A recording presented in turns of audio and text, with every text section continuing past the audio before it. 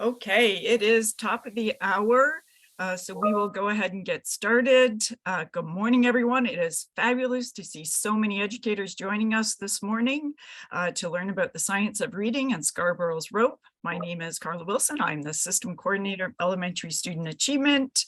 I'm going to start with a territory land acknowledgement. We acknowledge that the land in which we are gathered is part of the traditional territory of the Chippewa, Odawa, Potawatomi, and Delaware nations.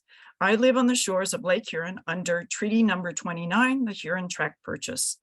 On this land, I acknowledge that I have been privileged to grow up as part of a farming family that for generations has benefited from what this land provides. I am grateful for the water and natural spaces that provide places to walk, bike, swim, and enjoy time with my family and friends. I pledge to care for this land and water so that it can be enjoyed by my children and all future generations. And I would like to welcome Caitlin Mehra, who is with us this morning. Caitlin is the CEO of LitLife, a literacy coaching and consulting organization that works with schools and other educational organizations to transform literacy instruction for educators and students. Caitlin is a former dual language teacher and instructional coach, as well as a private tutor and interventionist. Caitlin is passionate about sharing evidence-based practices and strategies around reading and language development so that all children and adults are empowered through literacy to live lives of purpose and joy. Welcome, Caitlin. Thank you so much. Thanks for having me, and good morning to all of you. Very happy to be with you here today. We have a short session together this morning, and I'm realizing that there's quite a number of you here. So I would love to encourage us to make the chat an active place as much as we can, and I will keep an eye on that in order to take a look at your questions or just do our reactions as we go through this short presentation that's very high level to help us all have some common language and common understanding as we all navigate a very large historic reckoning with the way that we in the United States where I am, as well as in Canada, have been teaching literacy instruction over the past few decades. So just to make sure that the chat is up and running, I would love to do a quick sort of self-assessment of the group. So if you are new to the idea of the science of reading, you've heard some things, maybe you've just read an article or two, but you're really looking to understand how it fits into your pedagogical understanding and your practice, but you would identify as a little bit more of a beginner in your understanding, you can pop a number 1 into the chat. If you've been working on this for a little while, maybe attended some webinars, some conferences, some book studies, and you feel like you're in it, you're grappling, you're learning, you could put a number 2 into the chat.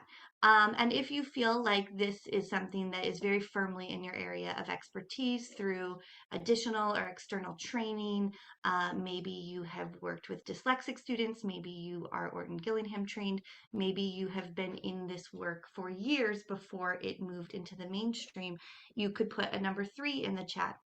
Thank you so much. I can already see that the chat is up to 80 something messages, and while I won't be able to read them all, I'm going to take a quick look. Perfect. I see a lot of 1s and 2s. I see a 1.5, which I love. That's something I would be prone to do as well. Wonderful. And then if someone just wouldn't mind writing yes or no if the screen sharing looks good and you can see my screen in this first turquoise slide with the rope. Thank you so much, Jackie. All right, let's get right into it. So it looks like we're probably as a group today hanging around the 1.5 area, which is a perfect place to be. So I hope this will be helpful to you. And I'll definitely have a dedicated chunk of time where you can put your questions in the chat and I'll try to respond to as many of those as possible. So let's go ahead and get started. Right off the bat, I want to define a few terms because sometimes a few of these are being used interchangeably, but it can be really helpful to just have some clear definitions for what we're talking about in this arena. And so the science of reading is the name for a body of research that has informed sort of this movement and this moment that we're all in here together today, where schools, school districts, teacher training programs across, both of our countries are talking deeply about the need to get this right, including, legislation and funding decisions. So we're in a big movement, but the science of reading is the name given to a body of research that has been available actually for quite a long time, but that is just now sort of being put into the mainstream and moving into the place where us as educators and practitioners can really digest and use it and understand what we need to do differently perhaps. So it's a really complex body of research. The research comes out of psychology, it comes out of neuroscience, it comes out of linguistics, and it really helps us understand how reading works in the brain. What does it take to become a reader, a really strong, really proficient reader that reads words accurately, that can read words with fluency, and that can make meaning and understand what is being read. And so I'll also just say quickly that, although the sort of movement that we're in right now definitely has really, really strong roots in the dyslexia community. Um, Parents of dyslexic students, specialists that work with students with dyslexia, like, reading interventionists or private tutors or speech and language pathologists or psychologists and diagnosticians, they have often known this information for a very long time. Um, because students that have dyslexia can sort of reveal to us where our instructional methods aren't hitting the mark because they demand that we teach them to read in a certain way.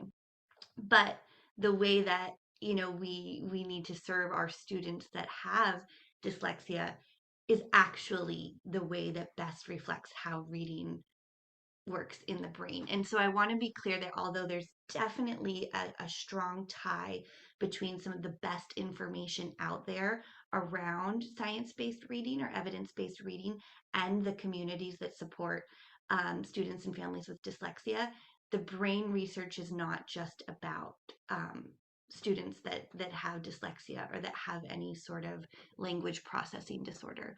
When I say how reading works in the brain, I mean how reading works in the brain for neurotypical people. So this isn't just something that lives in special education, even though for many years those were the folks that sort of had to go learn all of this and bring this into their practice. So the science of reading is research, a really complex body of research that helps us know how reading works so that we can make the best instructional decisions. Structured literacy is the name that has been given to what we do about all that science. And so I'm quite sure, in the coming months and years, it's already happening now, that we'll see a lot more curricular products, webinars and trainings and support around this idea of moving towards a structured literacy approach. That's what we will do with the science of reading. We'll make decisions, we'll choose products and curricula and go to trainings that help us teach in a way that is aligned with structured literacy. So structured literacy is what is sort of here to take the place of balanced literacy or whole language, which are sort of the last two big literacy moments that we've been in, or literacy trends or literacy approaches that really became mainstream, and that a lot of us as teachers, myself as a teacher, myself as a coach, used to anchor instructional decisions and instructional practices. So we're in quite a big turning of the tide, but it's rooted in a really great body of research that shows us that we can teach reading in accordance with how reading works in the brain, so that 95% of students can become excellent, proficient readers.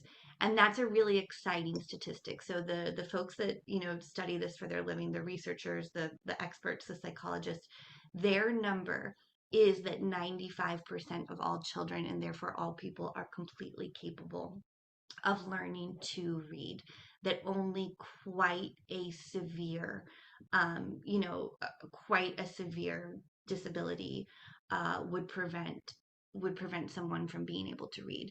And so 95% of students being able to become proficient, fluent readers certainly includes students that have, mild or even moderate dyslexia. So it's really encouraging, especially when, in the US, as a collective, as a country, we know that only about 40% of students are reading proficiently. And with the data that came out here last week, it had fallen to about 36% of students that are reading proficiently. And when I did look at the numbers in Canada, I see that it's a little higher, but we tend to sort of hover around this 40% marker when we know that isn't that doesn't have to happen, because 95% of all children can learn to read and read well. So it's a very exciting moment to um, be learning things that we need to learn, updating practices we need to update, putting down some things that maybe need to be put down, to execute, and to, as practitioners, have the right tools, the right practices, and the right knowledge to help all of our students learn to read. So I hope that was helpful to sort of anchor us in where we are in space and time, as well as to differentiate science of reading, which you're going to hear all over the place. Like, you may just see something that has a science of reading sticker on it. That makes sense. It's catchy. But structured literacy is the instructional approach, whereas science of reading does refer to the body of research that has informed it. Okay, I'm going to go over two foundational diagrams, which you may have seen before, but I also saw them a lot of times before in multiple trainings, and just found it really helpful to go into it. So the first is a simple view of reading, and the second is Scarborough's rope. So the simple view of reading was developed by Go and Turner in 1986. So another thing that's been really sort of fortifying for me as I've gone on this journey to learn, unlearn, relearn, and do what I need to do to make sure that I have the best knowledge and tools to help students learn to read, is to understand that this research isn't brand new. It's been around for a long time. And that means that the body of research has only gotten stronger because the subsequent works have been able to build on foundational work like this of Go and Turner. So the simple view of reading is a multiplication equation that says that our ability to decode words interacts with what we know about language, like our vocabulary, um, you know, the knowledge that we have, the meaning that we understand about words, everything that we can do in our oral language domain, that those two interact with each other in a multiplicative way.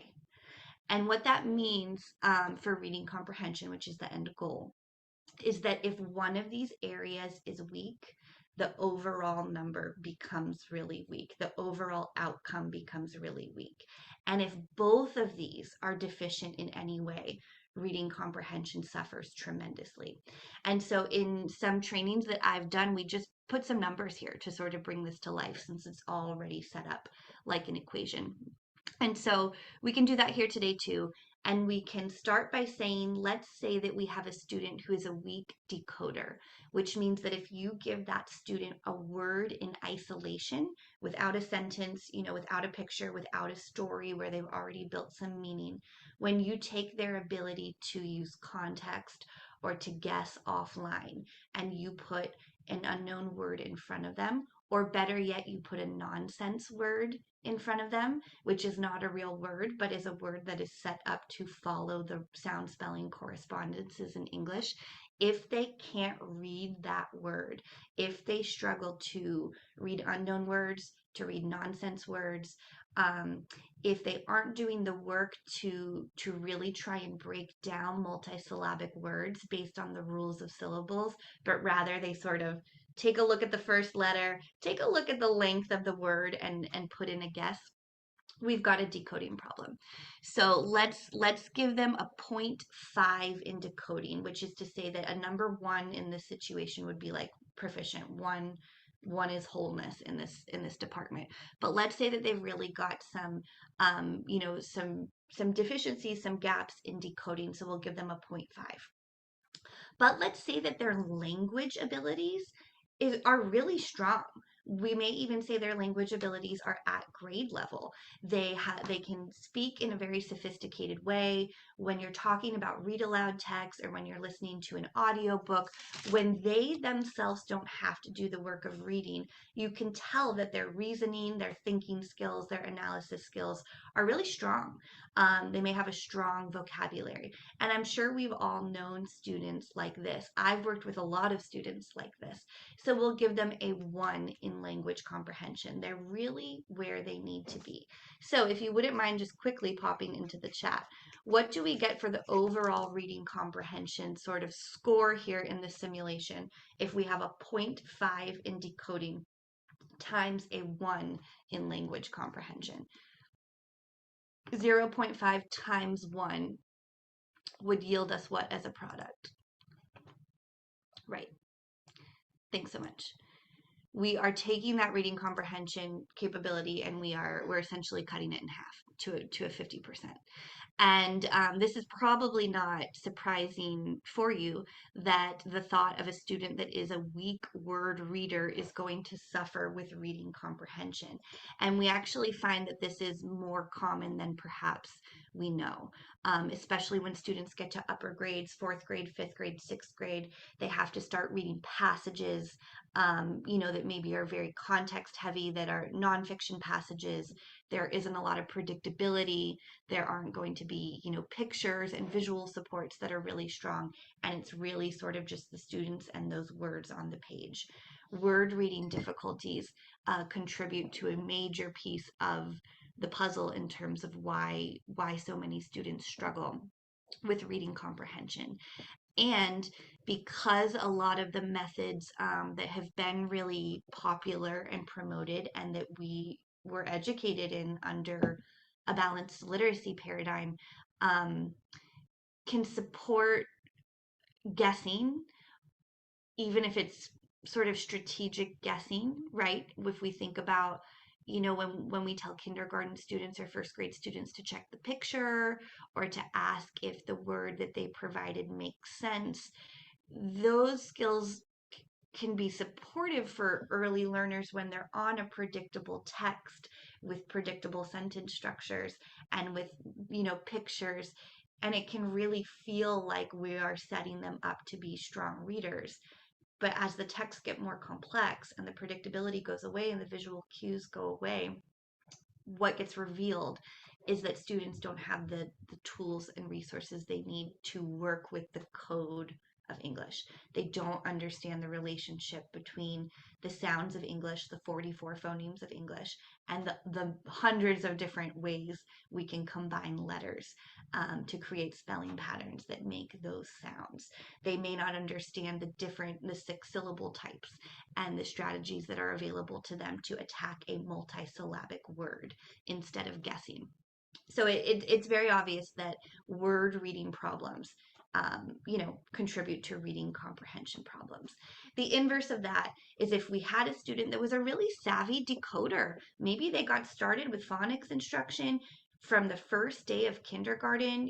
Maybe they had home support and they really understand the rules of the sounds and spellings of English, and they can break down a word and they will fight to decode that word. However, so we'll give them a 1 in decoding. However, their language comprehension suffers. This may mean that they don't have a great vocabulary base. It may mean that they don't have a lot of background knowledge about different things. And so they can pull the word off the page, but they can't then map that word to meaning. And so if we give decoding a 1 and language comprehension a 0.5, of course we would get the same product when it comes time to reading comprehension. But as you can see, if both of these areas had deficiencies, if we're not setting up children to be really strong decoders by teaching them the code of English, which is a very complex code, but it does have rules, it does have structure. There is a way to do it. But if there were gaps there and students didn't know how to read words proficiently, and they didn't have a really rich vocabulary, a really rich knowledge base, an understanding of how syntax works in our language. If we had deficiencies in both of these, so let's say a 0.5 for decoding and a 0.5 for language comprehension, what happens to reading comprehension if we multiply 0.5 times 0.5?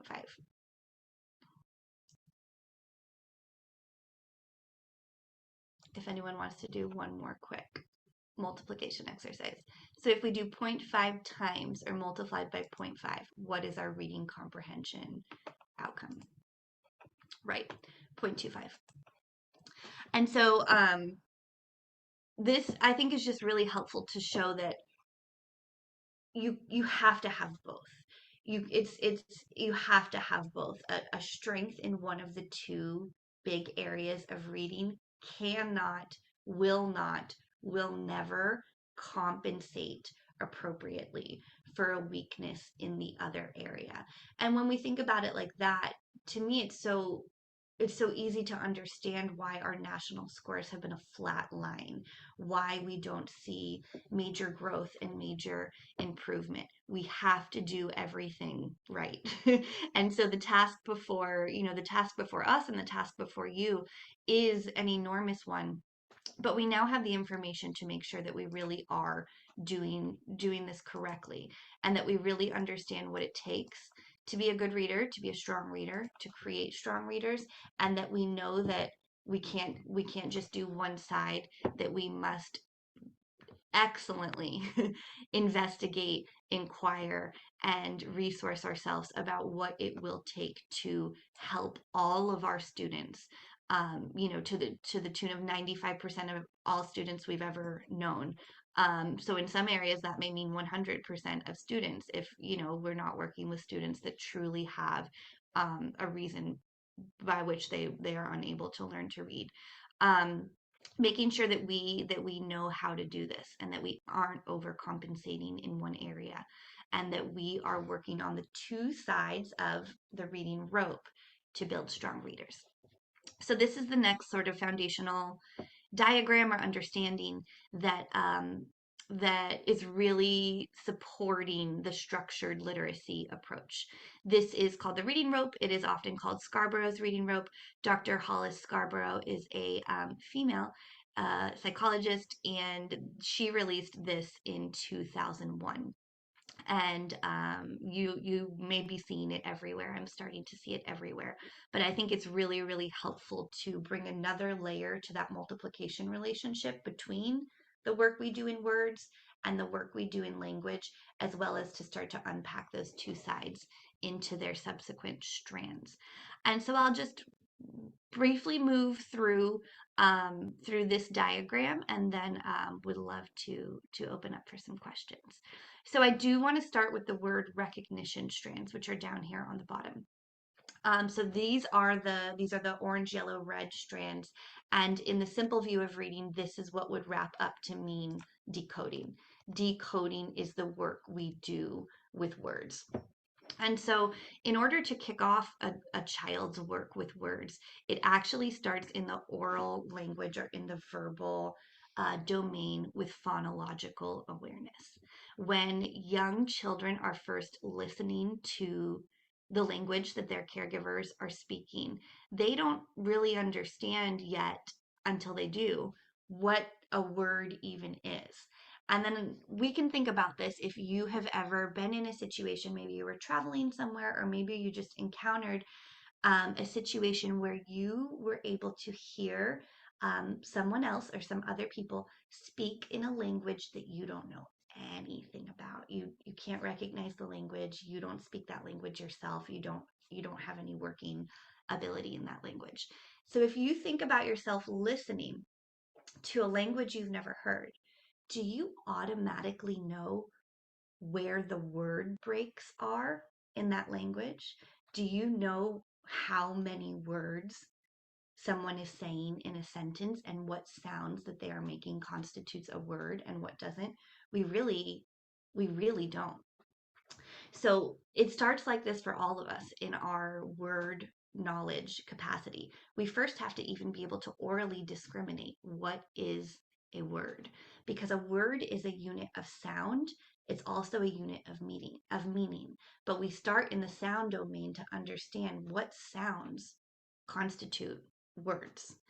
Then from there, we can drill down and understand how syllables are at play. Syllables are also a unit of sound, a smaller unit of sound than a word, but in English, syllables in and of themselves don't carry meaning. In other languages, that's not true. Um, so this is stuff that if you are, a preschool teacher, an early childhood educator, specialist, this is stuff that has probably long been in your awareness and long in your toolbox. But the work we do to begin to read words starts before there's any print in front of us. Being able to auditorily discriminate words, being able to auditorily discriminate syllables, being able to understand rhyme. All of this sort of grids our brain to then be able to take on the code of English. So we're getting our sound infrastructure really set up with the sounds of the language that we will then learn to read in, which for myself, as someone who works with bilingual, multilingual learners, you can see where right away we understand what we may need to do differently. If I'm working like I have worked for years with students whose first language is Spanish, and they come to me when I was a first grade teacher with all of this phonological awareness in their home language, Spanish, but we are going to learn to read in English, there's already that breach between the sounds that they're used to working with and the sounds and the phonics, the sounds and spellings that I'm about to work with them on. So we'll need to build that phonological awareness in English. They'll need to learn and organize and work with the sounds of that language. But let's say for our purposes that we're all together here learning one language, which learning to read in one language, which for today will be English. So it starts in the domain of the sounds. Then we get to the decoding and the spelling. Decoding and spelling can also be called decoding and encoding. This also is the work of phonics. Phonics is where we take the sounds of our language, and the English language has 44 discrete phonemes, which is the smallest unit of sound, and we map them against the combinations of letters that make those sounds. And there are a lot of them, right? So to make the sound A, to spell the sound A in English, we can do that a lot of different ways. We can do that with A and I together. We can do that with A and Y together. We can do that with A, if then a consonant, and then the E at the end, which is sometimes called magic E, or sometimes we say that E makes the vowel say its name. Um, Sometimes we can do that with E and A together. So this is where the lion's share of the work is, and probably, if you rated yourself a 1.5 or a 2 on our self-assessment, you've probably been hearing a lot about phonics because it's a huge piece of the equation. Because the English language is very complex orthographically, it has a very deep orthography, which means our spelling system is very complex. There are multiple ways to spell the sound A, not just one way to represent or spell the sound A with letters. Um, we must teach this explicitly.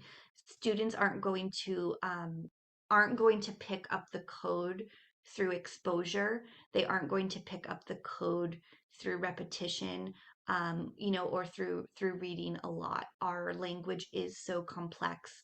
Our code is so complex that we really need to teach children how to work with the code.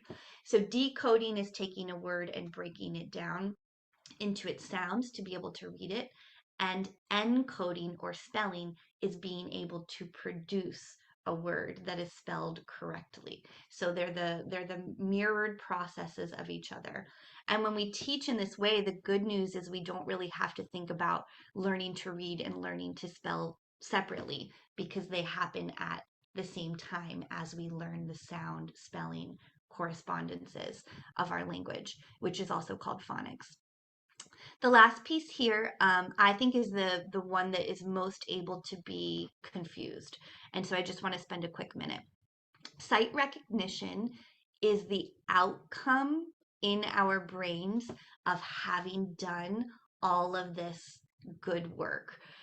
Sight recognition comes once we have what's called orthographically mapped words into our brain. But the process by which we do that depends on these first two processes. We first have to have the sounds of the language organized in our brain. Then we need to know the code by which we associate the sounds with the spellings. After we have done that work of decoding, encoding, decoding, encoding, decoding, decoding, decoding, we do map many words into a part of our brain, which means we can read those words automatically. It does not mean that we memorize whole words and the shapes of words by sight. Sight word instruction is something that is really being rightly challenged right now. Um, when I was a teacher, sight words were, a big thing, and there were big lists of sight words that we thought that students should memorize, because we were like, these don't follow any rules. These words are too hard to sound out. Um, and while there are a lot of words in English that we may call, irregular, that perhaps the way that the sound spelling correspondence works out is very uncommon. You don't see it a lot. Um, that's irregular. So we can point that out. We can say, hey, a lot of times A is spelled like this, like this, like this. And in these one or two cases, it's spelled like this. The reason for that is not because this is a really random word that just has no rules. It probably means that we borrowed that word from a different language. The English language is a language that has roots in the Saxon language, that has Germanic roots, so in German, that has Latin and Greek influences. And so there are different languages that helped us arrive at the language that today we call English. So there are irregular words and words that are very uncommonly spelled and pronounced in certain ways, and that's okay. But this idea that it's efficient and helpful to just go ahead and memorize a bunch of words is not what is being said here with sight recognition. Sight recognition, rather, is an outcome of the really strong word work we do with phonological awareness, phonemic awareness, and phonics, which leads to really strong decoding and encoding.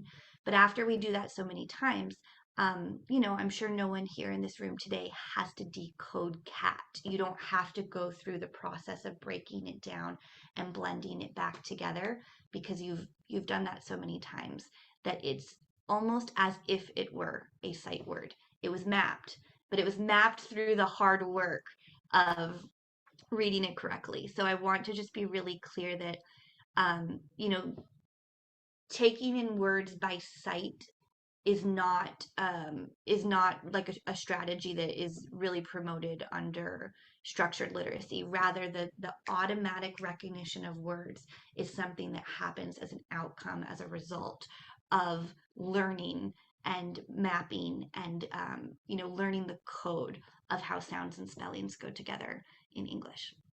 Okay. Over on the language comprehension side is everything else we know about language. And there's so much gorgeous content to unpack here, but I think background knowledge and vocabulary are the most important. There's been a lot of research that shows us that, a student that has knowledge about a topic prior to engaging with a text about that topic is always going to outperform students of varying abilities that don't have background knowledge on that topic. Reading is a meaning making endeavor, and so if our goal is reading comprehension, it's it's quite obvious, it's quite logical that if we already know a lot about something prior to reading about it, we've got a tremendous advantage. And so I get excited about that because it shows me that knowledge building endeavors really are a part of literacy instruction. It is really worth our while as literacy teachers, literacy tutors, administrators and decision makers that support literacy teachers and practitioners to think about how we are helping students acquire new knowledge. And so the way I think about this is if it's worth reading one book about penguins, it might be worth reading 3 or 4 or 5 or 6 books about penguins, because it's better to build a really deep and really wide knowledge base that students will then bring with them, to their reading endeavors for the rest of their life. When I again sort of learned to teach, there was a lot of talk about activating prior knowledge, which makes a lot of sense. That's a really great metacognitive strategy um, to do. If you're about to read a book about penguins for the first time, it's a pretty good idea to pull the room and figure out what do we already know about penguins. But like I said earlier, I taught first grade, and so sometimes when it came time to activate prior knowledge, sometimes there wasn't a ton of prior knowledge to activate. And so that was the word that I always had associated in my brain with knowledge: activate, activate, activate. Now, knowing everything I know, I realize it's really my job to build knowledge. If there's something there to activate, great, I'll activate it. But I should have very few assumptions about what a 5-year-old or a 6-year-old or even a 10-year-old knows about a lot of different things. And I can include it in my reading work to make sure they are building a wide, deep body of knowledge about all different topics. Going hand in hand with background knowledge is vocabulary knowledge. I really see these two as traveling together, because as you deepen your knowledge about a certain topic, whether it's penguins, whether it's hurricanes, whether it's, geography, the history of your community and where you live, whatever it's about, certain words will continue to repeat, right? There's this idea of domain specific vocabulary, or words that belong to a certain area of knowledge or an area of expertise. And so making sure our students really build their vocabularies is tremendously important to the endeavor of being strong readers, which I think is not new news for any of you. But I like to think about them separately with this diagram, because as we know, we can really build up knowledge and vocabulary in the oral language domain. Kindergarten teachers know this. Probably all elementary school teachers have lived this for many years, in understanding that the work you can do with a read aloud, even if the read aloud is above the current ability level of the students, you get to work with them at a higher level of sophistication in terms of vocabulary and knowledge, if you're the one taking on the burden of reading. And so, a lot of the things that we've learned are still very valid, and we certainly don't need to throw the baby out with the bathwater. Doing really high quality read alouds of lots of different texts across genres, doing think alouds, making sure we hold our students to a high level in terms of what we can support them with on the language comprehension side is still extremely important, because they can build up knowledge, vocabulary, they can build up their verbal reasoning skills, which is the work of like inferences and predicting. They can do that even while they're getting strong in the word recognition department. And the goal is that once they are strong, once they've got the code, they can break words down, they can spell words accurately, they understand how sounds and spellings go together. They understand how to attack multisyllabic words. They understand that some parts of words, like prefixes and suffixes, are actually morphemes, and that the way that word is written may give you a clue as to what that word means. Once they're really loaded up with that word knowledge, it meets everything else that they've been doing, that they know, that they talk about, that they think about in the oral language domain, and that it's the braiding of those two already braided strands that lead to really skilled reading. And so a lot of what we already do is somewhere here in this rope. But for me, it was a big understanding of we have to do both. A deficiency in one will lead to either a very low product in a multiplication situation, or if we're really thinking about a rope, if one of these two strands is weak and frayed and is breaking, the entire rope will unravel. And so we must do both, and we must do both for every student. And we must do it sort of regardless of the age or grade level. A fourth grade student with weak word reading skills is not going to read their way out of that problem. An eighth grade student, with word reading skills may still need that support at the word reading level. A weakness in either area will lead to an overall weakness, for a reader in terms of their comprehension. All right, so I have said a lot. I would love to open up the chat, and I'll pop this in right at the end so you guys can grab it. I've just got sort of an open Google Doc with links of resources if you're interested in that. But I would love to try to answer a few questions that are top of mind just as we discussed these big diagrams, or any other questions you have about structured literacy or the science of reading that you've heard. I will do my best to answer those. I'll stop sharing, and please feel free to pop any questions in the chat. Oh, a great question about sight words. I 100% get what you're saying, but what about a balance of the two? Would you recommend giving sight words to children who want to learn this way? I know some kids love the challenge. There is, so a good structured literacy approach does understand that some words students need right away to be able to read even the simplest of stories. And so words like the, which you aren't going to find in an early phonics scope and sequence, the word the isn't following the sound spelling correspondences that we teach right away. But they need that word because they're going to encounter that word a lot, even in a decodable text. We can't have sentences that say cat, bat, hat, sat, mat. We're going to need the, in, and a few words. And so the approach here is to teach phonics so that they can start to read words right away, right? We start with short vowels. We start with consonants that that just behave very consistently and aren't confused with one another. And so most phonics scope and sequences will start with short A, M, P, S, T, and then usually fold in short I. And just by teaching those letters and sounds, you can read it, sit, at, sat, pat, mat, mit, pit, tip, tap. And so the point is to start to get reading right away a lot of words by understanding the relationship between the sound and spelling, and being able to blend them into either VC or CVC words, vowel consonant or CVC words. However, to be able to read a story, there might be a the in there might be a an and in there, something they haven't yet seen.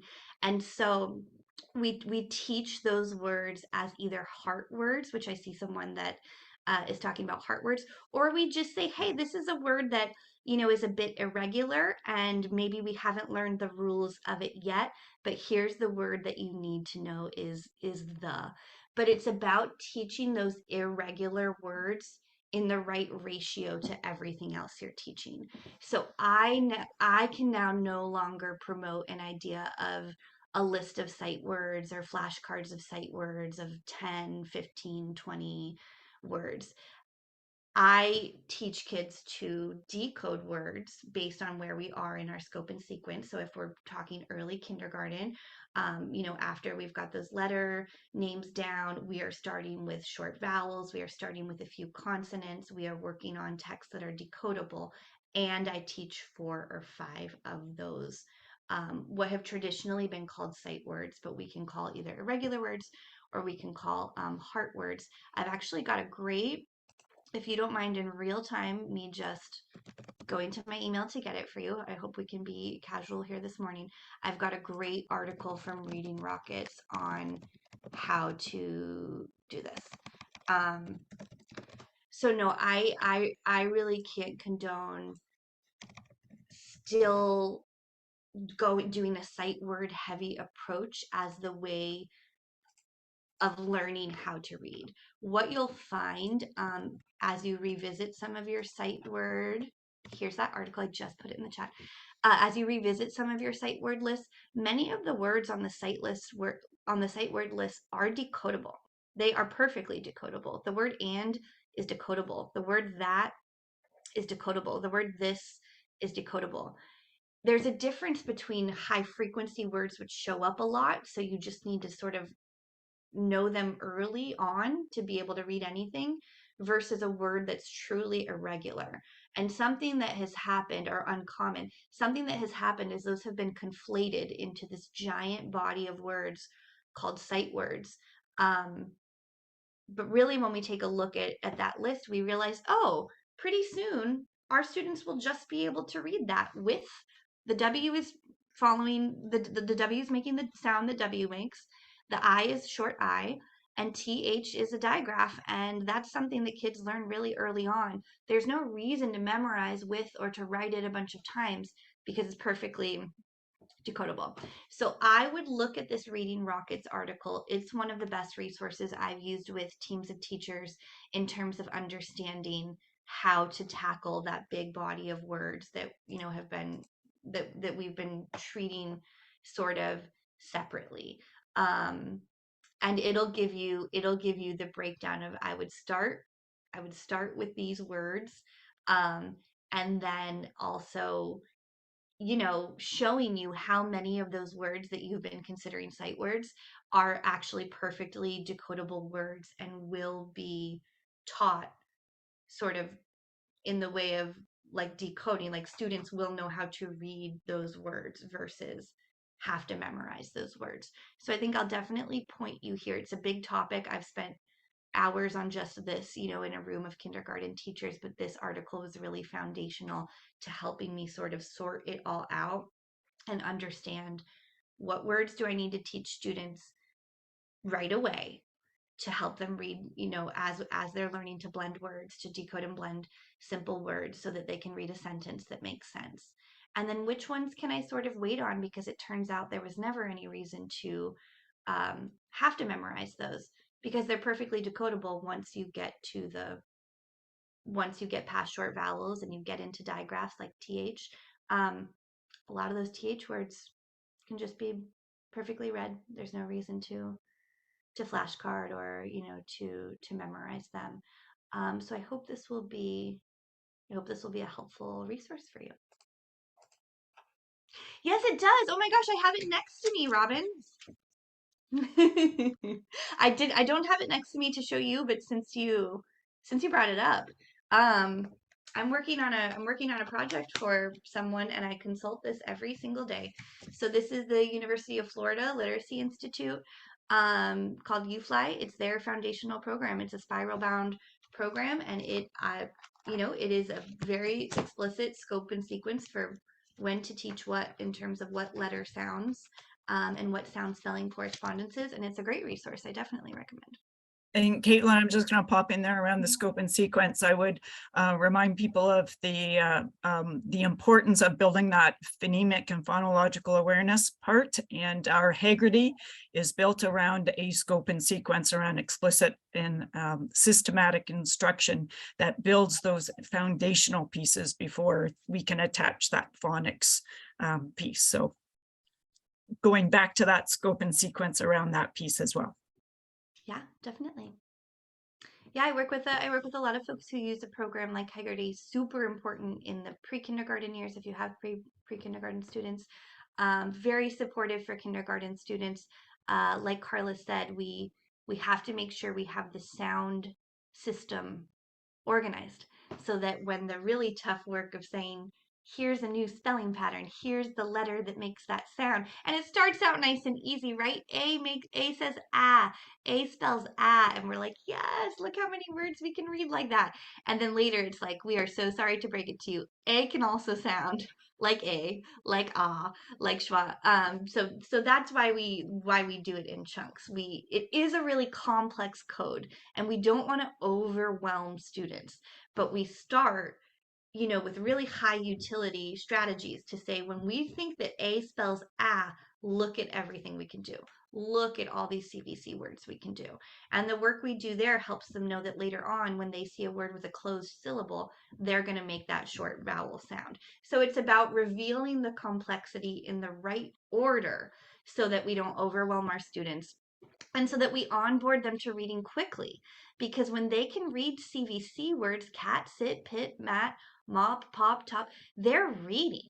And so when they read a decodable book in kindergarten with, dozens and dozens of CVC words and a few high frequency words like the or and, they get to see that reading makes sense and they get to feel successful. So then when it gets a little more complicated, we fold in long vowels, we fold in diphthongs and variant vowels. Um, they already feel like readers because they already are readers and they've already learned certain, let me see if I can find it, Heather. They've already learned certain sound spelling correspondences, so they know that reading makes sense. Reading actually is an endeavor that makes sense. It's not random. It's not a guessing game. It is complex, but that doesn't mean that we can't do it. Here we go. I've got the link for you. So I don't mean to promote, any one program over another. LitLife, doesn't sell like a phonics program. We don't work with anyone who does. But because someone brought it up, I did just want to say it's really good. I use it. I use it in my curriculum work a lot.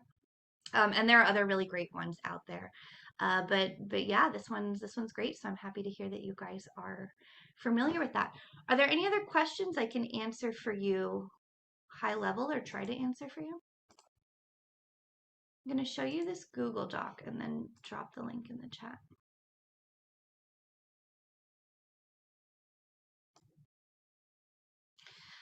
Oh, $1 million question, Sarah, right? Like we're talking a whole classroom. We're talking a whole classroom of different needs. We've got some students reading at the 6, 7 grade level. We've got some students reading at the K1 grade level. Small group instruction is obviously ideal. Definitely.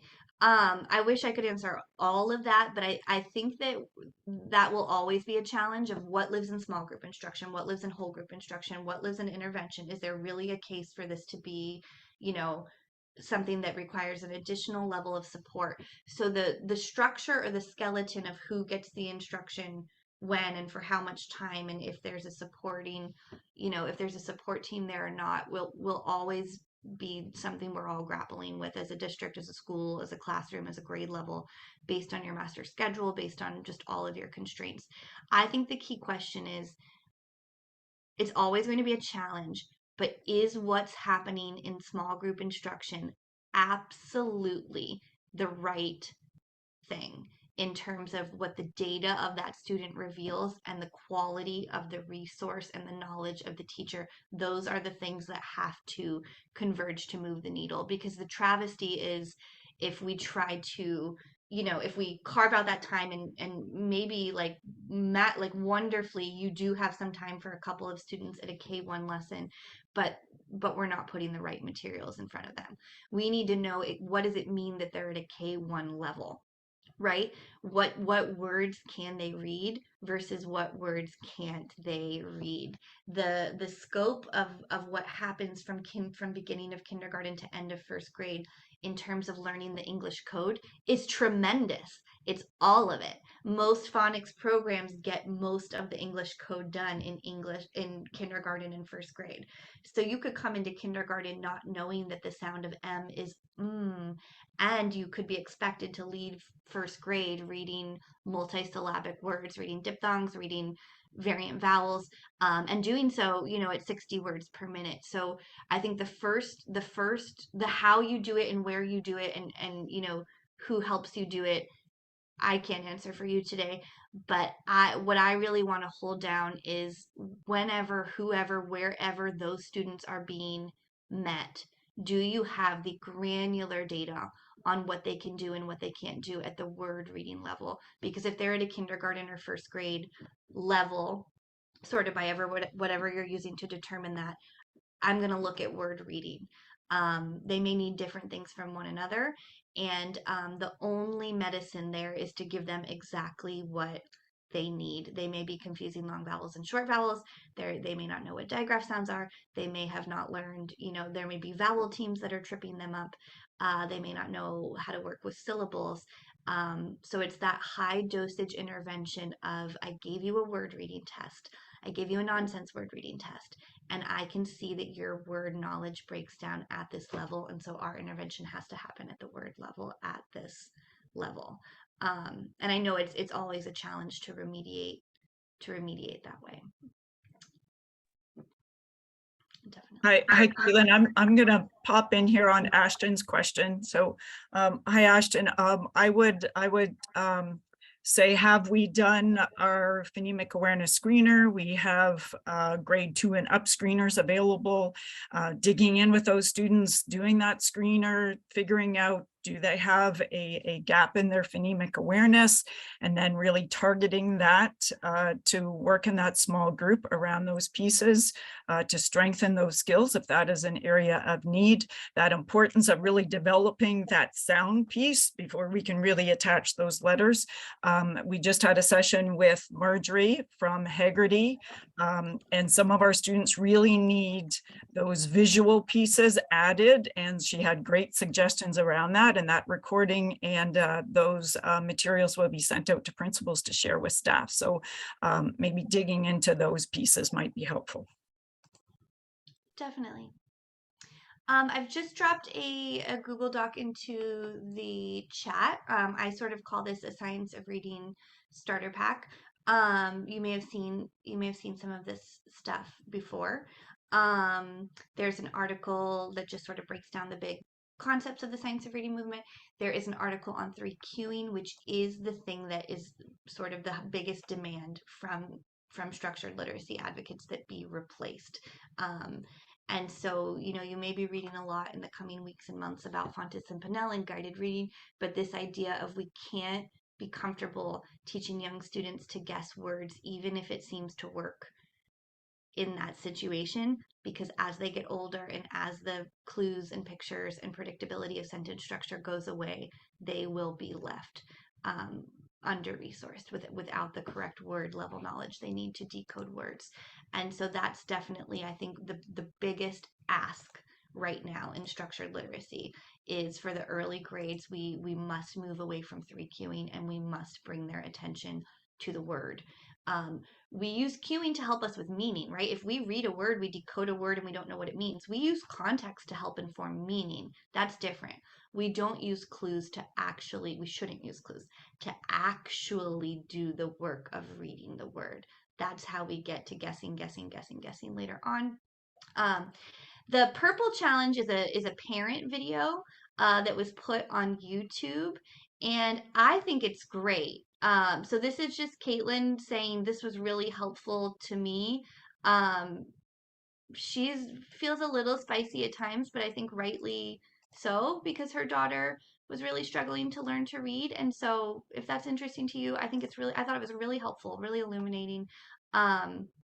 Just a parent video on YouTube that's very well done, and then a link to the Amplifies podcast on Science of Reading, which is just a growing body of great episodes on different topics related to the science of reading. And so questions with, around multilingual learners. There are multiple seasons now with multiple episodes. So if you are sort of in a specialized, I see you, I hear you, I teach French immersion at this level, I would poke around here to see if there's something that can meet you at your current, interest level or pain point to match you with expert knowledge from the expert in that field. And so I hope this will be, I hope this is helpful and interesting to you. With that, I think we are right at time. So I just want to say thank you for having me. And Carla, of course, I am available to you. If you would like some recommendations for free word reading assessments, that doesn't mean the district has to go purchase something, but if I can point you to some resources that are already out there in the world to help, to help your staff start to understand what may be going on, happy to do that. Thank you so much, Caitlin. So much to learn in this area. We are working through it one step at a time in an elementary program. Thank you for helping us develop a beginning understanding around the science of reading and all of those strands of the rope that are necessary to develop our proficient readers. So thank you so much. Pleasure. It's my pleasure. And Have a thank you great to day, all of our everyone. educators for joining us this morning. Yeah, thanks so much. Take care, guys.